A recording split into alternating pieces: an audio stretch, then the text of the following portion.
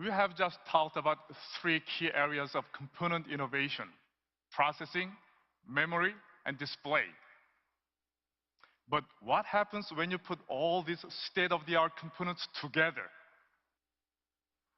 We are working with our partners to add their value on top of those components.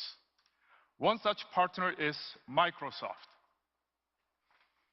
Here to tell us more about how they are using Samsung's components to extend their solutions is Microsoft's Chief Technical Strategy Officer, Eric Roeder.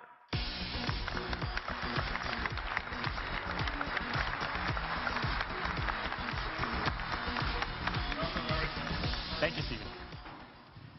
Well, 2012 was a busy and exciting year for Microsoft. We had an amazing launch of new products as we continued our transformation from a software company to a devices and services company. We've been incredibly focused on the user experience from end to end, from the data center where your information is stored and secured, to the modern UI applications that are always up to date. And our journey has really made us appreciate partners like Samsung, who enable us to deliver our vision across a full spectrum of devices and services. Great experiences like Outlook, SkyDrive, and Xbox Music demand great devices. And Samsung's new A2 family of devices truly highlights the modern UI of Windows. In fact, Samsung was the first company to cover all of the major form factors for this wave of Windows, from the phone to the desktop, which was a fantastic achievement. Beyond Windows tablets, PCs, and phones, we've also worked together to bring Skype to Samsung Smart TVs, so people can have a great communications experience from the comfort of their living rooms. We sometimes take for granted that every new device will have better graphics and better battery life than the previous generation. However, the reality is that it takes careful coordination across the entire supply chain in order to make this happen. In the case of Microsoft Surface, Samsung is one of our strategic suppliers for components.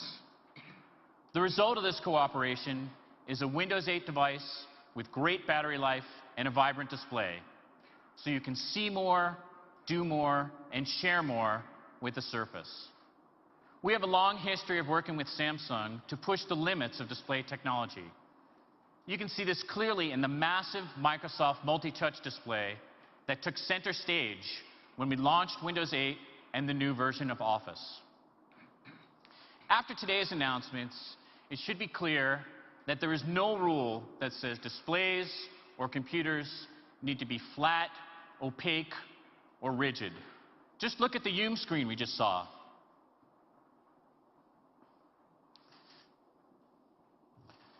We actually have a prototype of Windows Phone and how it would look on one of these screens. And Microsoft's vision is that sensors like Kinect, combined with flexible, transparent, and projected displays, will bring us to a point where any object can be a surface and can be a computer.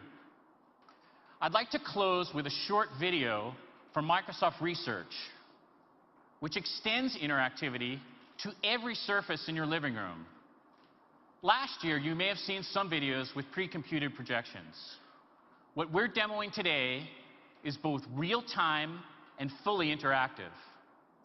And while you may find it hard to believe, the footage shown here is exactly what appeared in our lab without any special effects being added. Some companies talk about a reality distortion field. We've actually built one.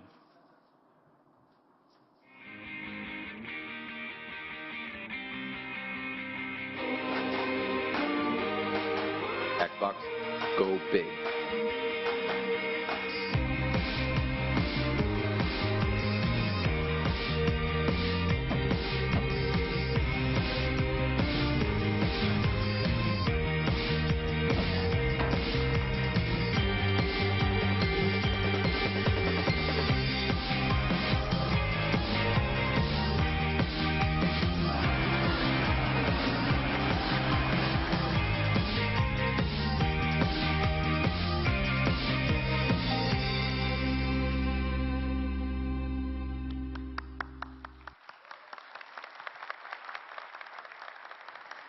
This is just a glimpse of what our future may hold in store for us. We're excited that this technology can be used